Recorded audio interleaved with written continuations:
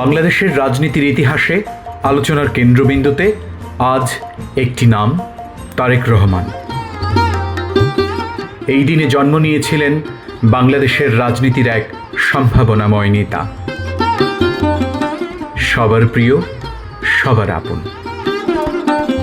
2001 সাল থেকে বিএনপির রাজনীতিতে সক্রিয় হয়ে ওঠেন তারেক রহমান। তরুণ প্রজন্মকে রাজনীতিতে যুক্ত করার আহ্বানে তিনি এনেছিলেন নতুন দৃষ্টিভঙ্গি। জীবনের পথচলায় নেমে আসে নানা বাধা, নানা বিতর্ক। তবুও বিশ্বাসে থেকেছেন অটল, আর দেশের স্বাধীনতা ও গণতন্ত্রের পক্ষে অবিচল। আজও তিনি বাংলাদেশের রাজনীতিতে পরিবর্তনের প্রতীক। দেশ জুড়ে লাখো মানুষের একটাই শুভকামনা, বাংলাদেশ জাতীয়তাবাদী দল বিএনপির সম্মানিত অ্যাক্টিং চেয়ারম্যান জনাব তারেক রহমানের জন্মদিনের শুভেচ্ছা এবং আন্তরিক অভিনন্দন জানাচ্ছি।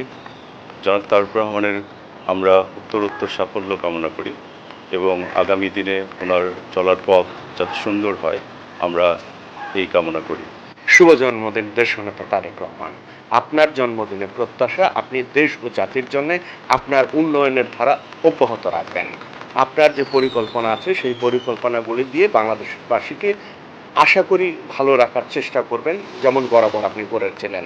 ওনাকে শুভেচ্ছা জানাচ্ছি ওনার জন্মদিনের উপলক্ষে।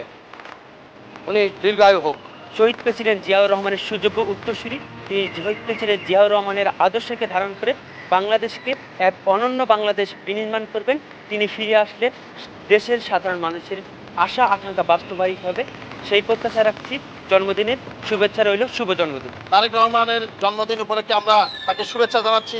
তারেক রহমানের জন্মদিন উপলক্ষে অনেক অনেক শুভেচ্ছা।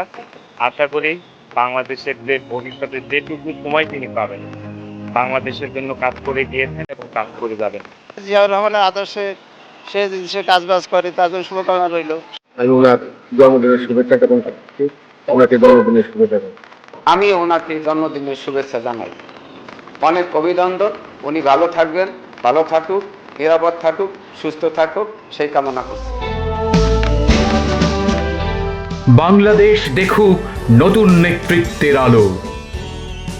শুভ জন্মদিন তারেক রহমান, তোমার অপেক্ষায় বাংলাদেশ।